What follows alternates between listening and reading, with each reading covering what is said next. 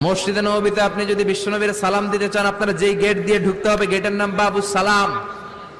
বাবুস সালাম দিয়ে যদি আপনি ঢুকেন, বিশ্বনবীর সালাম দিতে পারবেন। ওইটাই হলো মসজিদে নববীর প্রথম কাতার। লাইনে দাঁড়ালাম, ঢুকলাম। ভাগ্য ভালো, এমন একটা জায়গা পেয়েছি লেখা মাকান তাহাজ্জুদি রাসূলিল্লাহ, মানে এই জায়গায় রাসূল তাহাজ্জুদের নামাজ পড়তেন। আল্লাহর শুকরিয়া আদায় করে 2 রাকাত সালাত পড়ে আবার প্রথম কাতারে ঢুকে গেলাম। এবার বিশ্বনবীর সালাম দেওয়ার পালা। হাঁটতে লাগলাম সবার সাথে। রাউদাতুম মিন রিয়াদিল জান্নার পরে ছোট্ট একটা জায়গা।